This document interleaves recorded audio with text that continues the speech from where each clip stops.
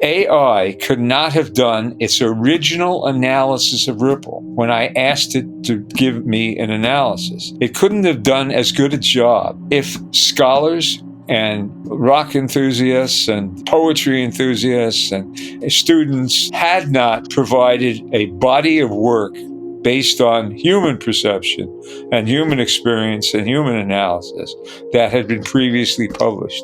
It simply wouldn't have raw data of that quality based on that human experience to draw upon. So in a sense, AI may be able to create a human and human works, but that human is an imposter. Grateful Dead fans, lovers of lyrics, and those curious about AI's interpretation of art, you're in for a treat because today's episode invites you to explore human intelligence versus artificial intelligence through the analysis of the Grateful Dead song Ripple with Creativity Squared resident writer and philosopher, Jason Schneider. Jason is a true modern-day Renaissance man with passions that include photography, motorcycles, poetry, music, and philosophy. A self-admitted lifelong Leica maniac, Jason is also a camera collector, fine art photographer, writer, and photojournalist. Jason has written 3 books on camera collecting and an authoritative volume on wood-burning stoves. He is currently writing a book with a working title, Understanding Emily Dickinson, a reader's guide to the Enlightened master. Jason has built a long and prosperous career as a photographic journalist, where he's held numerous prestigious positions. He is perhaps best known as the writer and editor who created the Camera Collector column and rose through the ranks at Modern Photography magazine to become its editorial director. After leaving Modern, he became the editor-in-chief of Popular Photography, the world's largest imaging magazine, a position he held for 15 years. Currently, Jason is a contributing writer for the Rangefinder Forum, in addition to Creativity Squared. I met Jason back in 2011 when my social media agency was launching and managing Leica Camera's social media channels and blog. We worked with Leica for over 5 years, and Jason was instrumental in writing questions and editing interviews for the Leica Camera blog. We've been colleagues and friends ever since. From reciting poems to thinking deeply about consciousness, art, and philosophy. I'm grateful to call Jason a dear friend and excited to share our thought-provoking conversation with you today. In this episode, we discuss Jason's latest blog post on Creativity Squared titled Understanding Ripple by the Grateful Dead. Jason compares his human analysis to ChatGPT's of this transcendent song based on the poem by Robert Hunter. He then put the article through ChatGPT for an opinion piece on the full article, while the team did the same with NotebookLM, which gets meta quicker than a ChatGPT-prompted answer. And it wouldn't be a conversation with Jason without some Emily Dickinson either. And you won't want to miss how Jason sees the Grateful Dead and the poets' similarities. Discover why Ripple remains a timeless meditation on life's most profound questions, including the limitations of human consciousness itself. Enjoy. But have you ever thought, what if this is all just a dream? Welcome to Creativity Squared. Discover how creatives are collaborating with artificial intelligence in your inbox, on YouTube, and on your preferred podcast platform. Hi, I'm Helen Todd, your host, and I'm so excited to have you join the weekly conversations I'm having with amazing pioneers in the space. The intention of these conversations is to ignite our collective imagination at the intersection of AI and creativity to envision a world where artists thrive.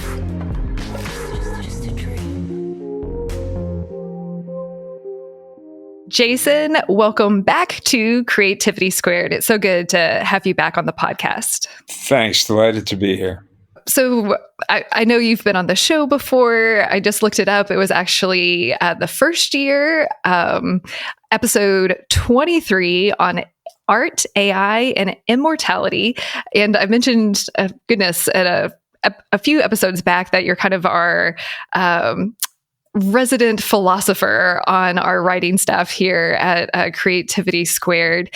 But for those who might be meeting you for the first time, can you do a quick intro of who you are, what you do, and a bit about your origin story? Well, my origin story is I'm a New York City kid, and lived in Manhattan in the Bronx as a lad, and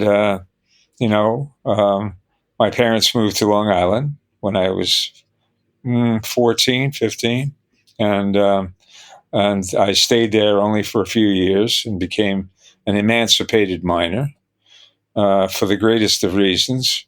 My mother couldn't stand my motorcycle, and she said, "It's you or that motorcycle?" And I said, "Sayonara." And so I went to the School of Hard Knocks for several years before going to college. I entered NYU downtown, Washington Square College of Arts and Science, and I very shortly was picked out by my English professor, and she was a great person. And she introduced me to the dean of students. I took an exam, and I got a full tuition scholarship with a living stipend for the rest of my college education. And that was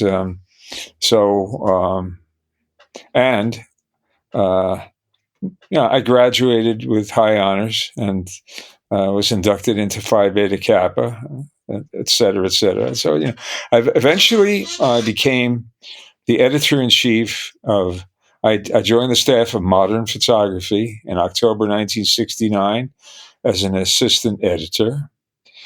And I rose through the ranks to become the editor-in-chief of that publication. And then management got a little crappy at that publication, and they weren't supporting it. And so my mentor, Bert Kepler, and I moved over to Popular Photography in 1987. And I was the editor-in-chief of Popular Photography magazine, which at the time was the largest photography magazine in the world in terms of circulation. And I had that position for 16 years. And, I'm still working 6 days a week. I must have done something bad in a previous life, to have this put upon me. But, I do enjoy what I do. And so here I am. Well, we are grateful that we get to publish words that come out of your brilliant mind on Creativity Squared. And I'll add a little bit more context to your story since we've worked together for so long. Jason and I originally met goodness, it was probably back in 2010 or 2011 when we started working with Leica camera, doing all of their social media management. And that's when Jason and I first met. And then he was working on interviews with photographers for the Leica camera blog and projects that we were doing for them. But you also are an aficionado of Emily Dickinson, which I know we'll talk about and have talked about. But I think that tees up really beautifully on your analysis. So tell us why you like Emily Dickinson so much, and then we'll dive into your most recent blog post. Emily Dickinson is not only a great poet, and she was a master with words, and a lover of words for themselves, a lover of language. She was also brilliant, just kind of a polymath, and she was actually a spiritual adept and a philosopher, in addition to being probably the greatest American poet of the 19th century. That's my arrogant opinion, but so I've always I've read Emily Dickinson ever since I was a tot. I guess I started reading Emily Dickinson when I was 9 years old, and I've always been attracted to her precision and concision, and her wicked, sarcastic sense of humor, which a lot of people don't appreciate. A lot of people take Emily Dickinson very seriously. Well, it's Emily Dickinson. I mean, after all, this is a great poet. She must be talking very seriously. Well, the answer is not so much. She, as I said, had a wicked sense of humor. Something like people say, a famous poem by Emily Dickinson, "Because I could not stop for death, he kindly stopped for me." And people say, "Oh, well, that's very serious stuff. It's about death." Well, it's sarcasm. Because I could not stop for death, he kindly stopped for me. Now, wasn't that nice of him? I mean, she said another poem about death. I heard a fly buzz when I died. I mean, this is poking fun at the whole death ritual, where people gather around in a room and are terribly serious about the soon to be departed. And she just, it's a total send up of that kind of ritual, and a lot of people don't get it because they take her too seriously. She's very serious all the time, but she's also a master of sardonic humor, sarcasm, and wit. One of your recent blog posts that you did for Creativity Squared, which everyone can see all of the posts at creativitysquared.com, is Emily Dickinson, The Theoretical Physics of Consciousness. And I guess just to give our listeners and viewers some context, Jason has been pitching me articles, related to Emily Dickinson and different AI pieces. And in this moment in time, because there's so much transition, and I've said many times on the show, like, we need the philosophers and the artists to help us understand this moment in time. And Jason just has so much insight into consciousness and Emily Dickinson and the power of words and poetry. So it was really interesting when he came to me. It was and pitching a Grateful Dead song because it's very different than the preciseness of Emily Dickinson. But I trust talent and people who are passionate about things. So I was like, okay, let's do an article on this. But I guess we got to tie it into AI too. But I also think this moment of time really makes us reflect on what makes us human and the human condition. And I know you think very deeply about that too. So share your idea for the pitch of the article, and then we'll dive into the article itself too. Well, first of all, I think that the Grateful Dead and Ripple, the song that I wrote about in particular, have a lot to do with Emily Dickinson. They are deep meditations that are involved with mortality and the blight that humans were born for, that they are excruciatingly aware of their own mortality. And unlike perhaps other species that we know about, and so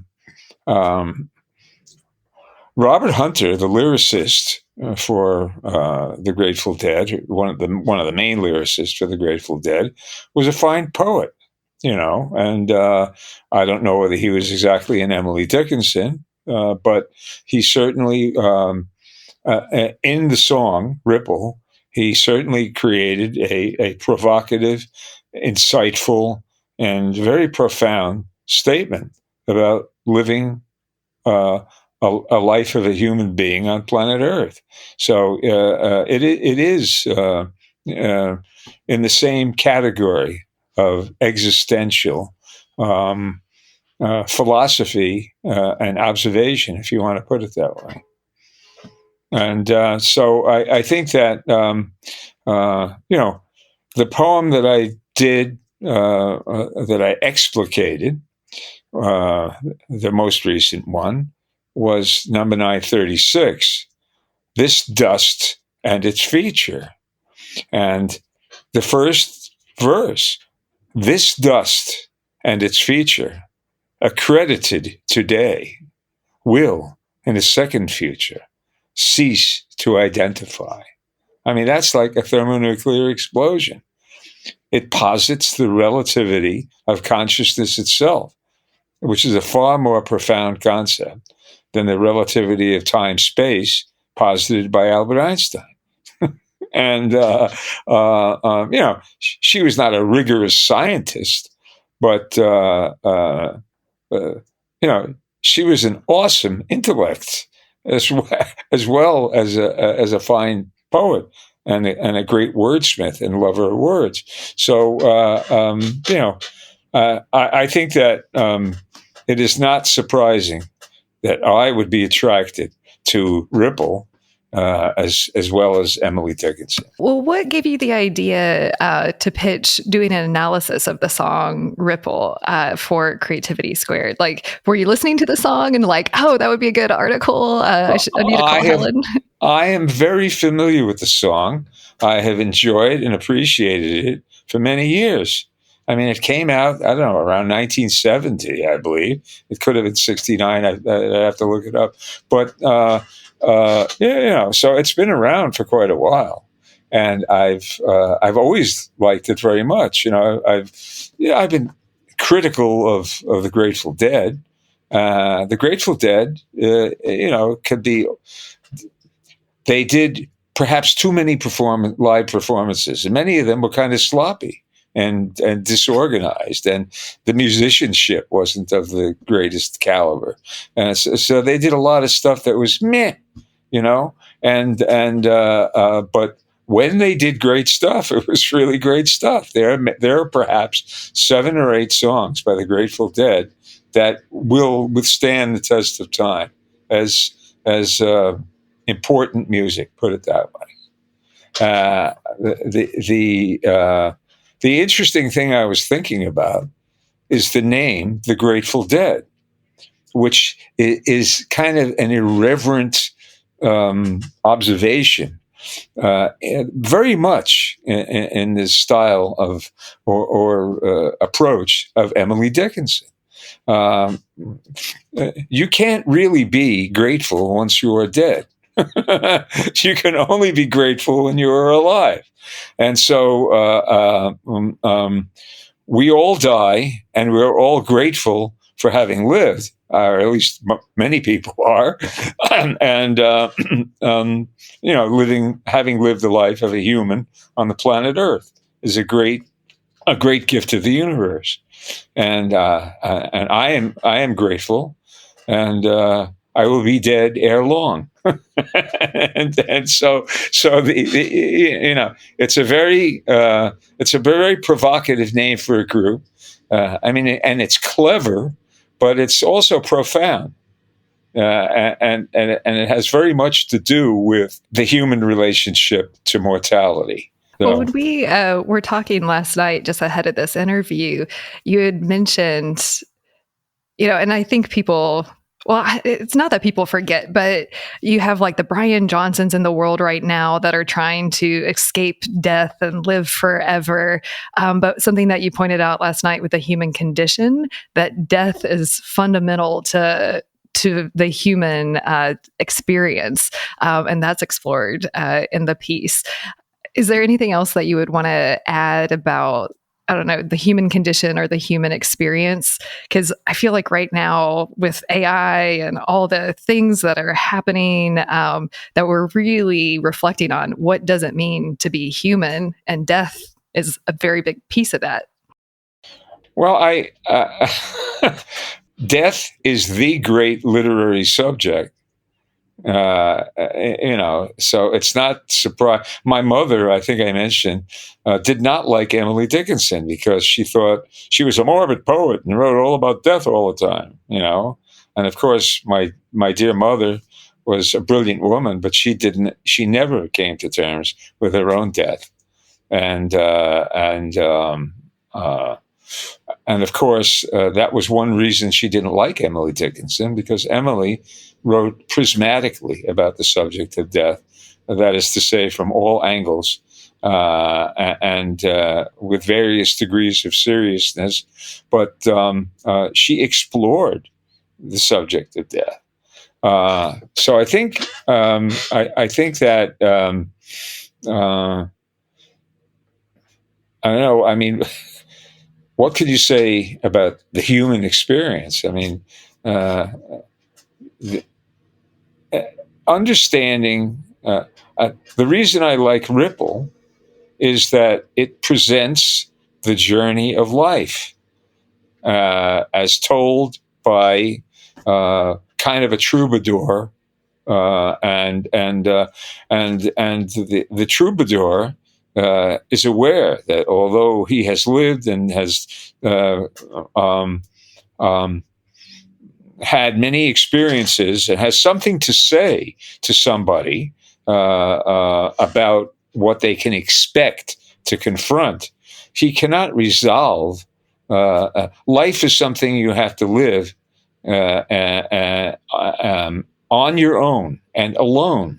And that I think is one of the messages of that song. You walk this highway, which is more than a highway, because it has a spiritual and temporal dimension, and that journey is yours.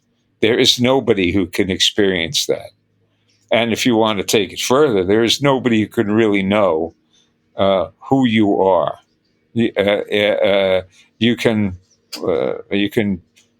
create art to leave something of your worldview, something of your perception, something of the way you experience life, and something of your identity. But there's a large portion of that is that is only yours, and for you to experience and for you to go through. My grandmother, when I was a precocious little kid, and when I was 3 years old, I asked my grandma Bessie.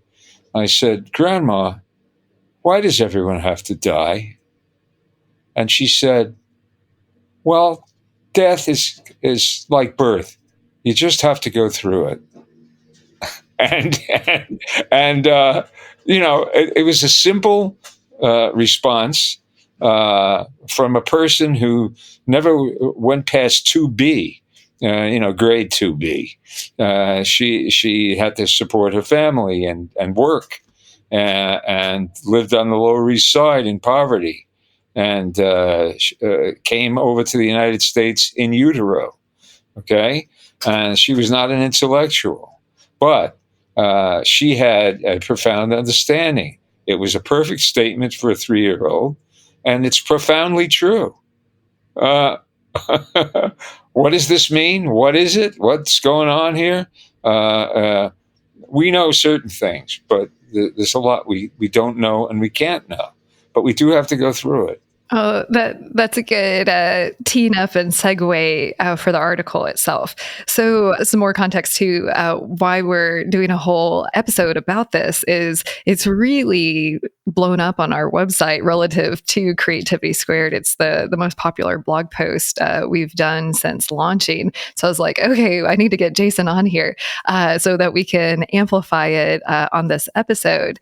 And just to give a little structure, and then we'll dive into more of the content. So Jason's like, I want to do an analysis of Ripple. I was like, okay, we need to tie it in a little bit more to AI than just the philosophical consciousness aspects and human condition aspects.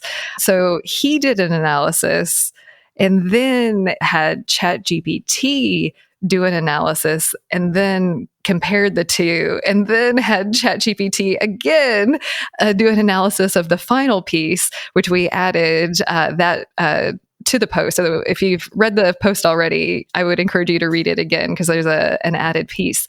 So Jason, why don't you tee us up a little bit more about the song and how important it is, and then your approach to your human analysis of it? Well, I think it's one of the best songs that the Grateful Dead ever did, and I think that it hangs together very well. In other words, the melody has a feeling of almost a folk song, or a hymn or something, and the words are transcendent and say they both say what they can say and they say what they can't say, and there's an abiding humility on the part of the writer of the lyrics, right? He is very much aware of the limitations of communication. Uh, um, he is aware that he is an imperfect messenger, and he starts out very much saying that. He says, "If my words did glow with the gold of sunshine, if sets the whole thing apart in a conditional mode. If my words did glow with the glow of sunshine, and my tunes were played on the harp unstrung, would you hear my voice come through the music? Would you hold it near as it were your own?" You know, that's a hell of an introduction. You know, the harp unstrung, of course, is a very emblem of the inability to convey, through the music. I mean, the music is not simply the music. It's obviously something on a different level. It immediately sets the thing up. I'm going to tell you something about life. I'm going to tell you. I'm going to give you a message. So listen for it. But I am an imperfect instrument. Okay, it says so right there. It's very heartfelt and compelling, in my opinion. That and so it is. He is setting us up for a transcendent message, and just as you're sitting there and about to receive this transcendent message, right? He says, "It's a hand-me-down. The thoughts are broken. Perhaps they're better left unsung. I don't know. Don't really care. Let there be songs to fill the air." I'm gonna. This is not everything that I would want it to be, and it's because I'm a human being, and it's because I'm the teller of the tale, but but take it with a grain of salt. Yeah, it's nothing new. It's a hand me down. He denigrates the message, right? It's charming, and disarming. And then he proceeds to deliver what is in effect a transcendent message about our journey through life. I mean, it's neat. It really is. Well, I love hearing you analyze the poem. I know you go into really more detail in the blog post, but why don't we go through the whole song like this? Because the next what you're teeing up is the refrain, and then we can talk about the AI and stuff too. I would love listeners just to get a taste of how you've analyzed the full song. Well, the refrain, of course, is the most important part of the song. And like the introduction, it talks about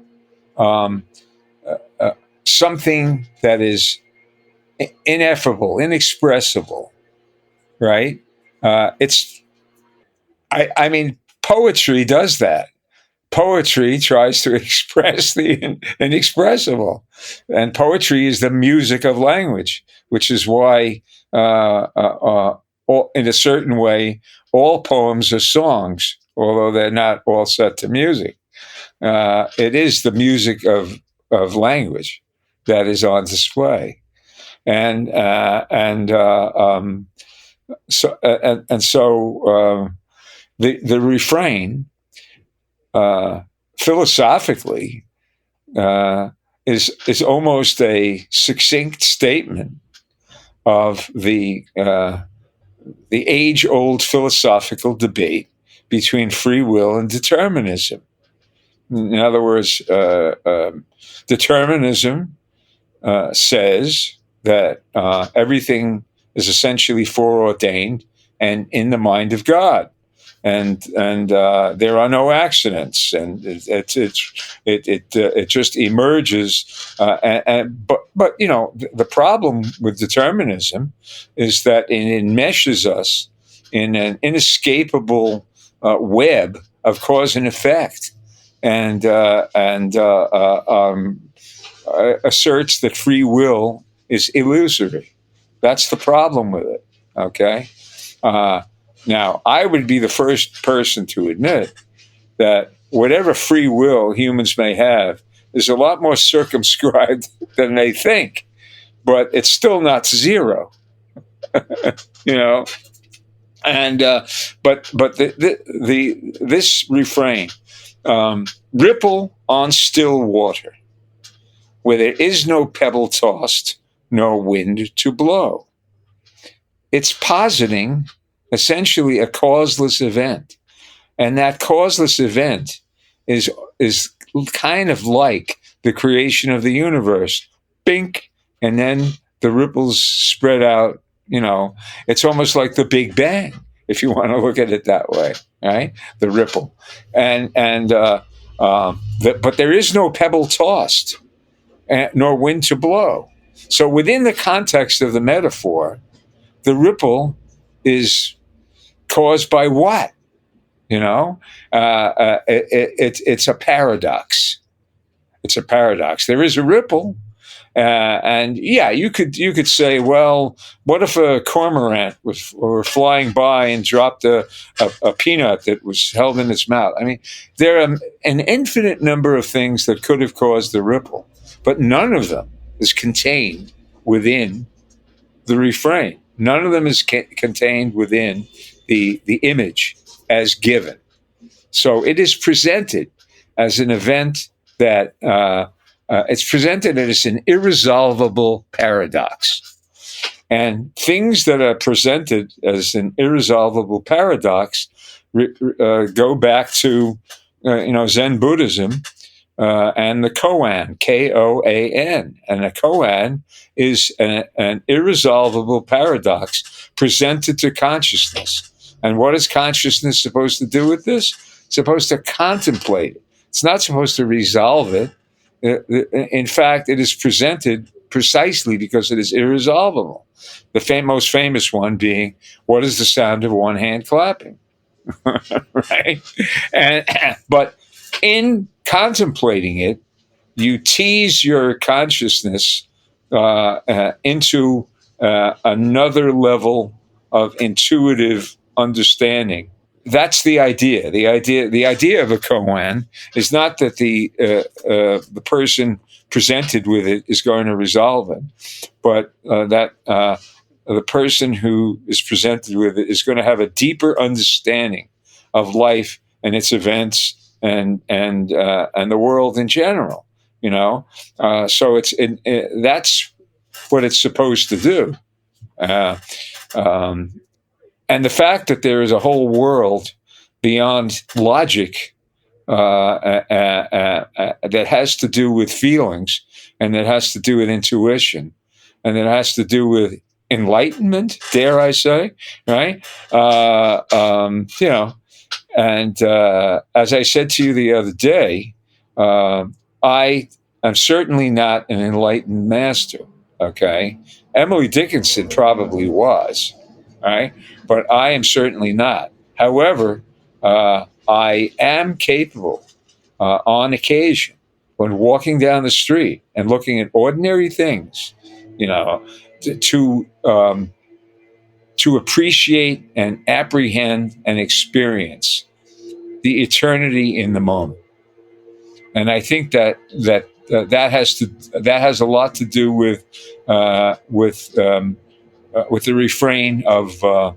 It has a lot to do with the koan, and it has a lot to do with the refrain of Ripple.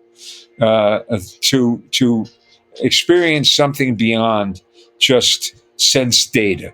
I mean, I think that all these ideas are present in that song and in the best work of the Grateful Dead and in much of the work of Emily Dickinson.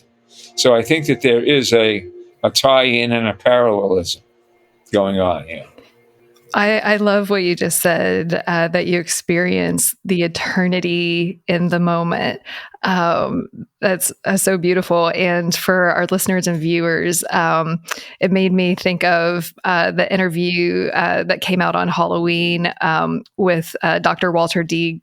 Grayson, where he really talks about time is love, and that as we enter what I'm calling the imagination age, it explores that we're going to have a different relationship with time, and that it can be malleable. The episode just came out, and so I just find it really fascinating that you experience time that way, because it's something that I've been reflecting on, my relationship with time, and something that we're going to explore more on the show too. But I don't want to go too far down a different rabbit hole, because we have a few more. What is it? Stanzas? What are? I don't even know what it's called in songs. Stanzas, yeah, I know stanzas. Well, again, so ripple in still water, where there is no pebble toss, no wind to blow. Now, reach out your hand, if your cup be empty. If your cup is full, may it be again. Let it be known there is a fountain that was not made by the hands of men. Now,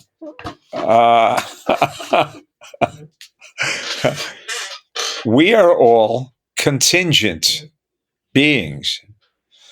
We are contingent upon the sufferance of the universe. We have some idea of how we came here through the biological chain, but how we arrived here in an ultimate existential sense, we know not. And meanings such as they are really assigned by us in our experience. There are no inherent meanings.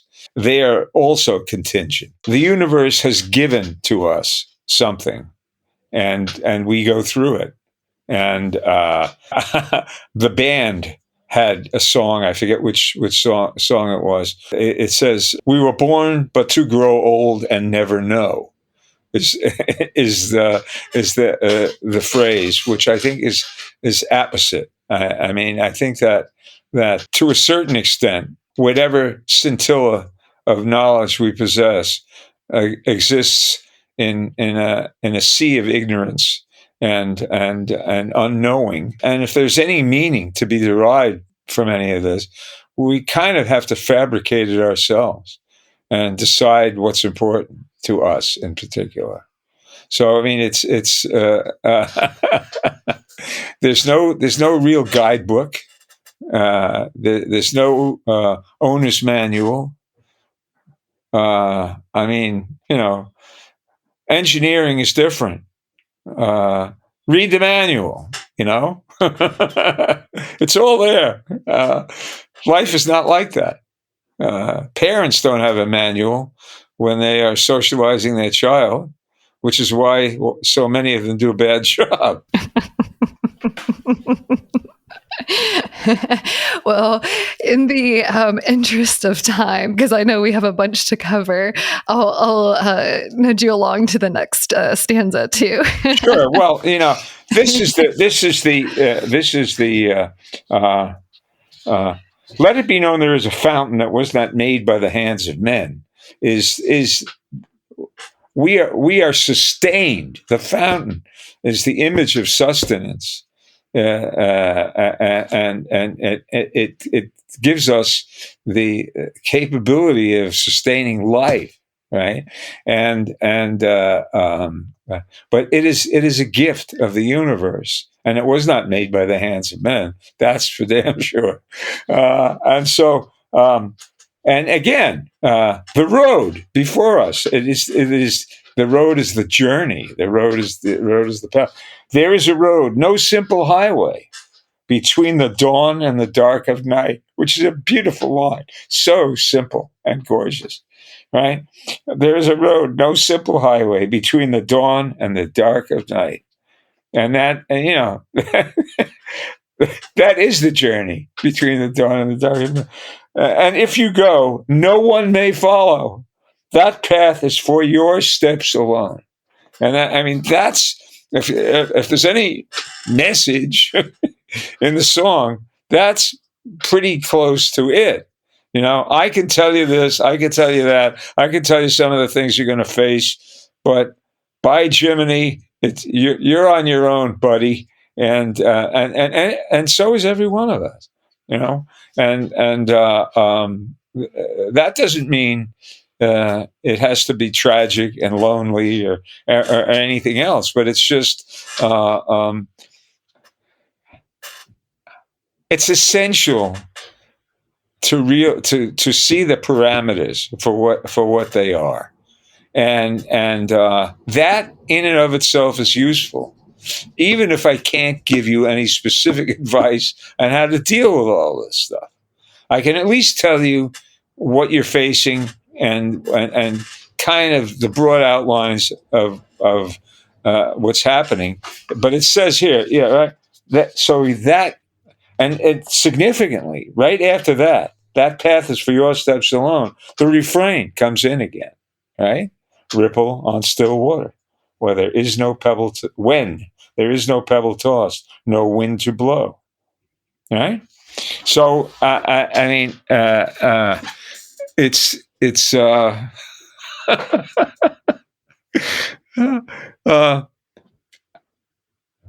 the overriding emotion in this entire work is humility, and humility has a lot to do with living productively, and it has a lot to do with attaining some kind of understanding. In order to know, what did Socrates do? What was Socrates' greatest statement? I don't know. That was his great. Here's a philosopher who's supposed to tell us what's going on, right? And his greatest achievement was telling us that he doesn't know. And he, the supposed wise man who has thought about all these things and has a tremendous intellect and a tremendous talent, and he can say, I don't know, and that's what Robert Hunter is saying in this song. So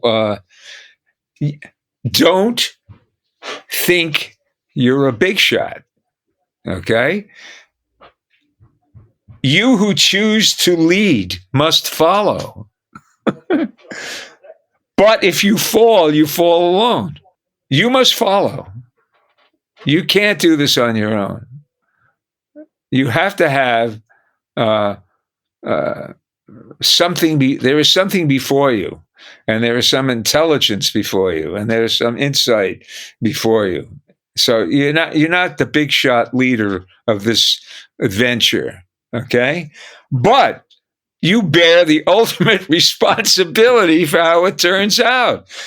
If you fall alone, right?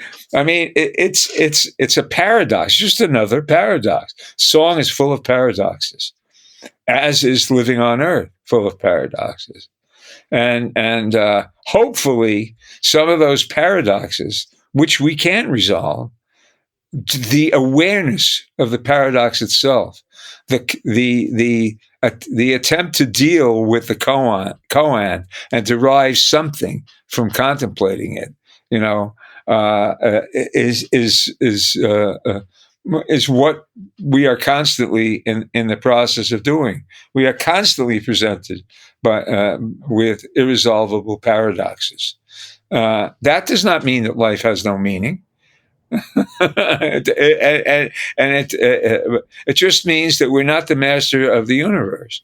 Which, I mean, one big question we're all going to have to face is, we're, if not already, soon going to be not the most intelligent entities on the planet either, at least in the physical reality of time space, with AI getting smarter. But again, that might be a different rabbit hole. Here's the interesting thing. What I did was I wrote my analysis of Ripple. I didn't tell AI about my analysis. I kept it to myself.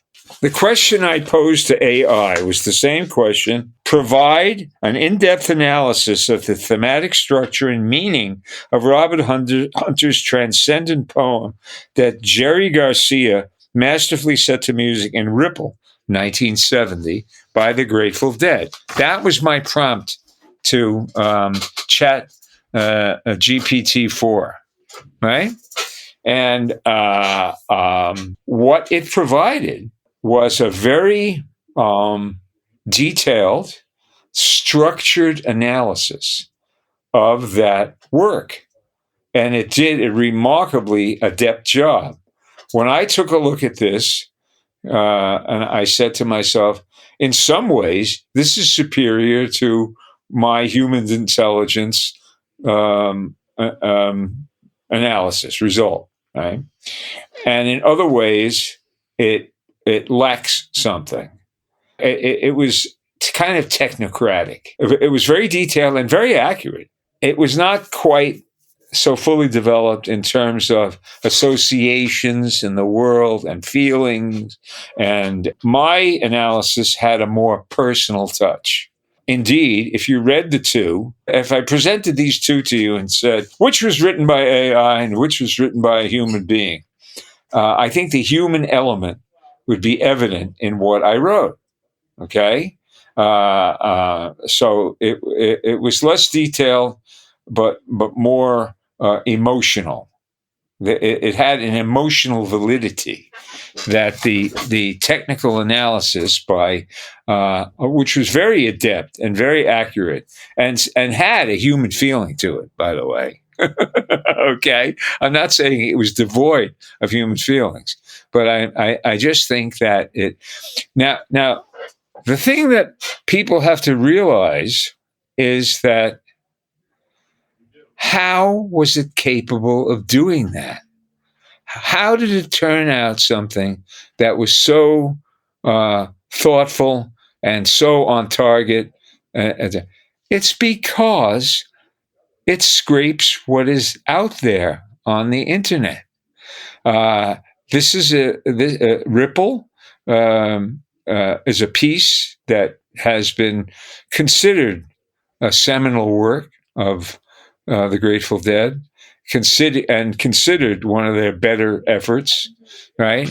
And also most perfect execution and structure. So it has a lot going for it.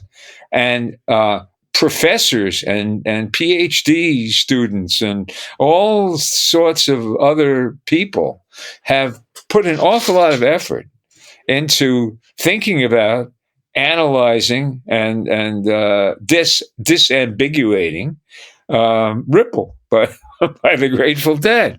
So it was drawing, AI was drawing on a huge body of information in order to create something quite amazingly adept and plausible. All right. Oh, I didn't realize until I got the article that Stanford actually has a course on the Grateful Dead. So just to add a little color to that too, like that's how studied the song is. I mentioned that in my article, actually. We linked to the course too. The time-honored statement, he was a great man, but he was standing on the shoulder of giants. Okay, that's a very commonplace metaphor, right? And it's often true, by the way. But the thing is that AI was standing on the shoulder of giants, AI didn't come. What I said in the piece, AI didn't create this like Athena arose from the head of Zeus in Greek mythology, right? It was standing on the shoulders of giants. And who were those giants? They were the people, the academics and the students and the enthusiasts for rock lyrics, et cetera, who wrote a lot of insightful stuff and heartfelt stuff on the subject of Ripple by the Grateful Dead. It couldn't have done it without the work of human beings. So the notion that AI stands aside and was very bright and challenged human intelligence and will soon surpass us. Well, it can surpass us in certain respects, but there are things that are distinctly human that I don't think it's going to surpass us. It may do different things more adeptly than we could possibly do, because it's a computerized technology that can analyze, gigabytes of data in seconds. So it has certain operational advantages over the mere human brain and its axons and neurons. But there's something like super meta about the song Ripple being so much about the human experience. Like, if you want the original training data, it's like the author of the song, Hunter, his human lived experience that informed the song, that universal, but grounded in human experience. And then your human experience analysis, and then all the synthesis of everyone you just mentioned to AI to then analyze the human analysis of the actual song based on the human experience. And we played with AI even more beyond that too. So it's a lot of layers to make this piece possible. Here's the thing. The brilliant stroke was actually suggested by Lisa Ewart. I collaborated with her mostly on the graphics. She was responsible for creating those graphics using AI, by the way, and that was fine. But we were talking about it, and she said, "Well, why don't you put your original analysis, through ChatGPT-4 and see what it comes up with?" You asked it to do its own analysis based on whatever information it had and could configure, right? And it did a masterful job. But what would happen if you put your analysis that ChatGPT did not have before and ask it the same question? In other words, use pretty much the same prompt, but just put in your human intelligence created analysis and see what it says. And it was fascinating. First of all, the whole thing came out at a much higher level than the original question, just analyze this song, right? And that to me was remarkable in itself. The other thing is, when I read it, it was very complimentary to my analysis. It said a lot of nice things about it, and he adeptly did this, and he added this personal touch, and in other words, it was very complimentary to me personally to see what AI thought of my piece, my original piece, right? I thought to myself, this is a little scary. And the reason it's scary is not because it was such a good job, although that was impressive. It seemed to be flattering me. Okay. Is AI capable of flattery? Absolutely. And is AI capable of flattering a mere human being? This exalted intellectual super monster? Is it capable of flattering little old me? Really? So I think it is a very fascinating look at the piece in its entirety. It's a fascinating look on some of the proclivities of AI. AI is not just a yeah. AI is a soulless manipulative system that scrapes data and puts it together in different ways based on the input command. That's true, but I think that the piece in its entirety, with the three elements, the human intelligence, the artificial intelligence, and then the AI analysis of the human version, I think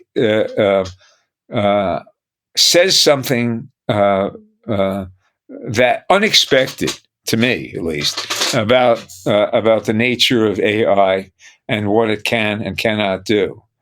I think it's fascinating that the final version, analyzing my human intelligence created version, right? The fact that it was, I think, superior to what AI in and of itself originally turned out, may be a compliment to me. Thank you very much, AI. But it's also indicative of where AI is at, and maybe what some of its. I ask myself, is there something deep but also superficial about what it turned out? If you see what I mean. I mean, to your point about the flattery and if AI can do that, absolutely. Like Asa Raskin has said this, that if social media was a race to the bottom of the emotions of like fear, AI is a race to intimacy where it feels, but it's still just predictive of like trying to figure out, it's almost like the next evolution of algorithms of like telling us what we want to hear to a certain extent. So the fact that it's flattering doesn't surprise me at all, because it's literally designed to tell us what we want on the prompt on that side. So yeah, that doesn't surprise me at all. Well, I mean, you would think that a system that is based on mechanistic criteria would turn out something more dispassionate, if you see what I mean. Mm. Well, I think something else interesting about how AI learns that kind of popped into my mind earlier in the conversation is when you were reinforcing the point of the song of like the human experience, like each of our individual human experiences is ours alone to understand. No one can really understand our internal, world of how we, navigate the world. When you said that, and like this also came from Asa Raskin when he had a fantastic interview with or fireside chat on stage with Yuval Harari. But the difference on how we learn versus AI learns, like Asa said this, like I can teach you how to play the piano, but I can't play the piano for you. Like you have to actually go through the experience to learn how to play the piano. AI does not work that way. AI is, I can learn the piano and then copy paste into the next iteration of AI. So it transfers the experience. So I find that really fascinating too, of fundamentally how humans learn versus AI learn is very, very different. Well, I keep on saying I love the image of William Butler Yeats in his great poem, The Second Coming. I mean, Turning and turning in the widening gyre, the falcon cannot hear the falconer. Things fall apart. The center cannot hold. Mere anarchy is loosed upon the world. The blood-dimmed tide is loosed, and the ceremony of innocence is drowned. And that, of course, he was a millennialist, and he believed that the world came around again in 2,000-year cycles, and so on, so on, so on, so. But one of his great images in that poem is fastened to a dying animal. He describes himself as fastened to a dying animal, which is a sort of a pretty pungent description of the human condition and its awareness of death. All right, and I think that the fact that we are fastened to a dying animal will mean that there is going to be something different. You couldn't put it in mathematical terms, or at least I couldn't. There is something different about something created by AI that is the result of the fact that AI is not fastened to a dying animal. And I think that one's experience as a mortal human creature is qualitatively different from an AI personage or intelligence. Now, beyond a certain point, what AI turns out may be good enough to replicate art. It is entirely possible that AI will be able to create the great American novel where there is tension and emotion and character development and all the sorts of things that we expect from a first-rate work of fiction. So it may be able to produce something so close to human output that it doesn't matter. But at some level, it does matter. Is what I'm trying to say. All right. The fact that it can fool you into thinking that it is a competent writer who has had a full life and life experiences full of emotions and has created a work of art, and the fact that it can create something so believable that it will fool you when it is really an artificial creation. That's interesting. But again, I point to the original fact that I stated before. AI could not have done its original analysis of Ripple when I asked it to give me an analysis. It couldn't have done as good a job if scholars and rock enthusiasts and poetry enthusiasts and students had not provided a body of work based on human perception and human experience and human analysis that had been previously published. It simply wouldn't have raw data of that quality based on that human experience to draw upon. So, in a sense, AI may be able to create a human and human works, but that human is an imposter in some real sense. One thing that I find interesting in what you said, and it was kind of what I was trying to articulate, last week, but it didn't come out very well. Humans, we live in time and space in the real world, and our imagination is limitless. But in the human experience and reality, there's limitations in that regard. And yet the internet is this infinite space. And, it's only going to get more infinite with AI, assuming it's all plugged in and all this stuff. And it's a different type of thinking when we apply the human experience, when we think of everything as objects or in the physical world.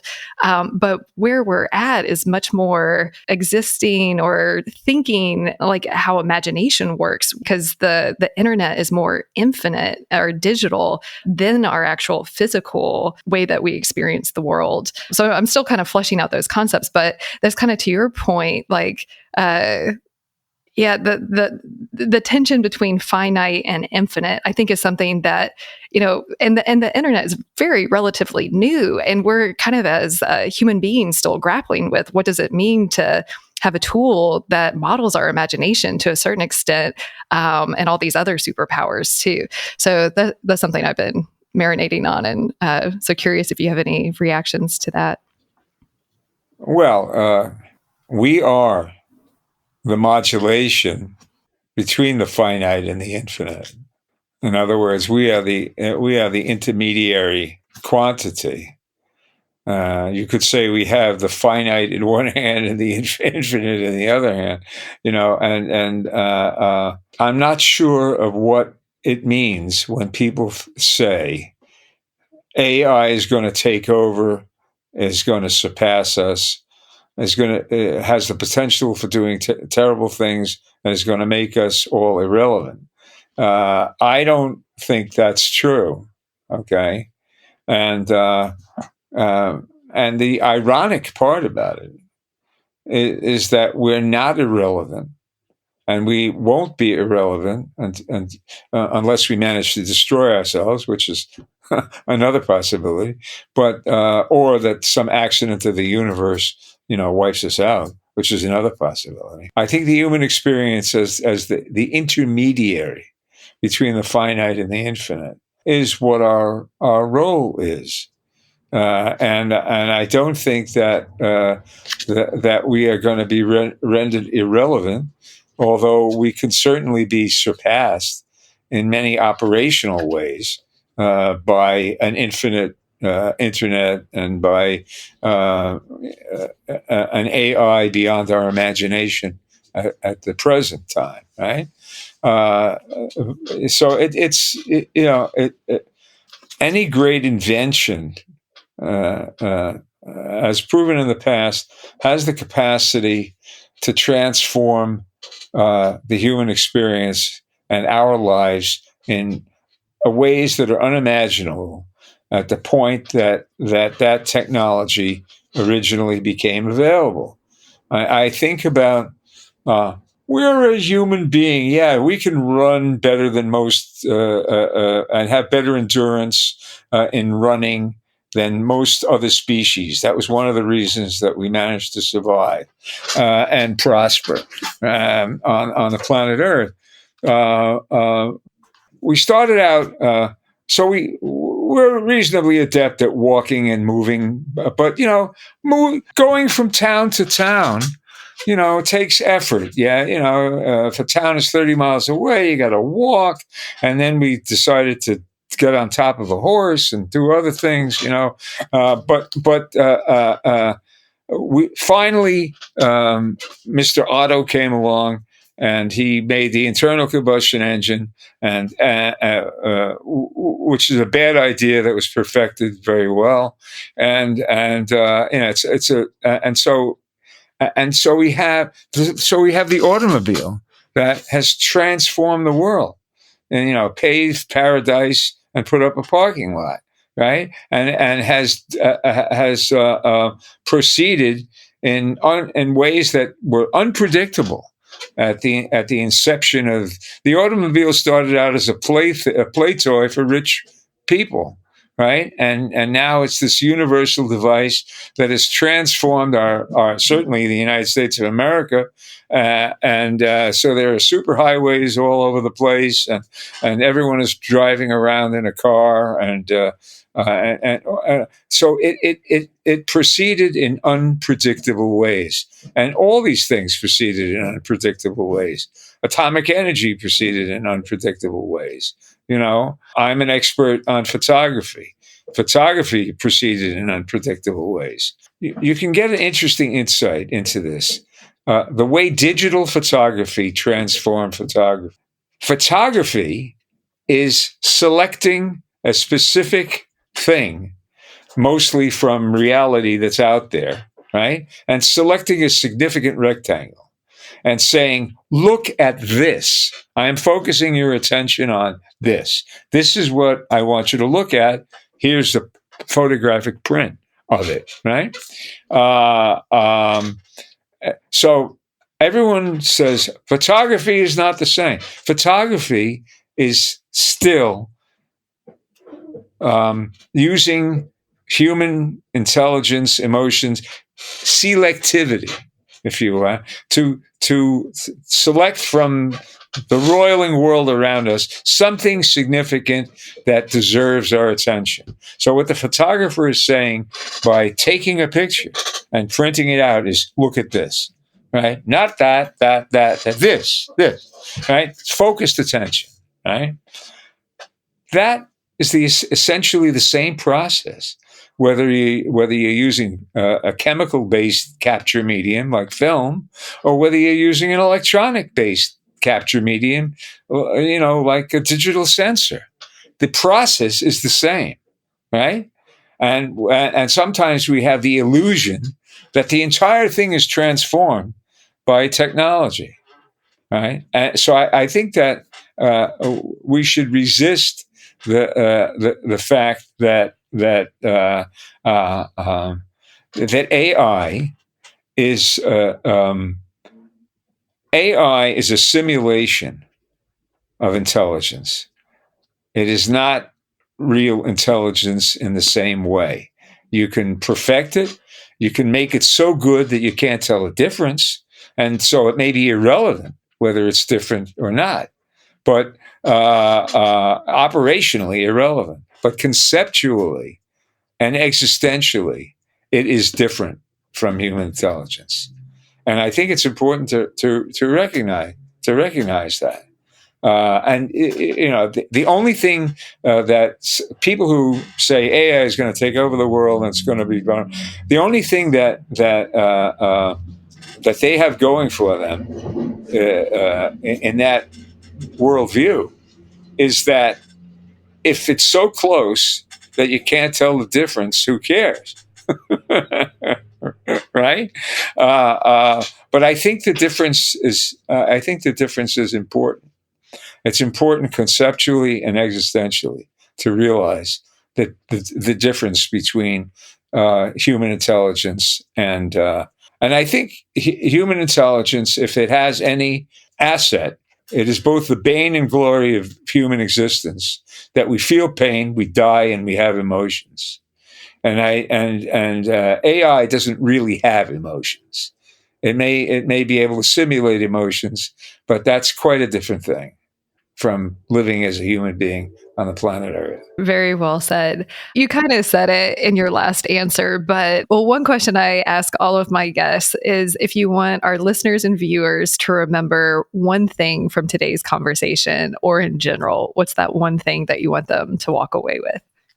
The fact that humans are limited and contingent and imperfect is part of the glory of being a human being. Like the Japanese value the beauty of imperfection in their art, so human beings should value the glory and beauty of imperfection in themselves. The fact that AI can produce something more perfect than we are is both an asset and a liability. Well, similar to the paradoxes, which I now have a new appreciation for. You've given us so much to contemplate, and I know I'm going to reread your post again and encourage everyone to read the article up on Creativity Squared. And we'd love to hear your reactions to the song itself, or maybe you play with it with AI. I did put it through Google LM to see what it said, and we have a blog post with that on it too. I would love to get everyone's feedback. I would just say post-production, just remember that a paradox is just two physicians. and a paradigm is 20 cents.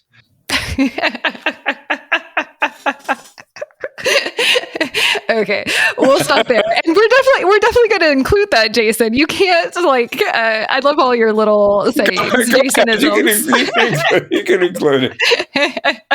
Well, great. It was wonderful. Thank you for spending some time with us today. We're just getting started and would love your support. Subscribe to Creativity Squared on your preferred podcast platform and leave a review. It really helps. And I'd love to hear your feedback. What topics are you thinking about and want to dive into more? I invite you to visit creativitysquared.com to let me know. And while you're there, be sure to sign up for our free weekly newsletter so you can easily stay on top of all the latest news at the intersection of AI and creativity. Because it's so important to support artists, 10% of all revenue Creativity Squared generates will go to ArtsWave, a nationally recognized nonprofit that supports over 100 arts organizations. Become a premium newsletter subscriber or leave a tip on the website to support this project and ArtsWave. And premium newsletter subscribers will receive NFTs of episode cover art and more extras to say thank you for helping bring my dream to life. And a big, big thank you to everyone who's offered their time, energy, and encouragement and support so far. I really appreciate it from the bottom of my heart. This show is produced and made possible by the team at Play Audio Agency. Until next week, keep creating.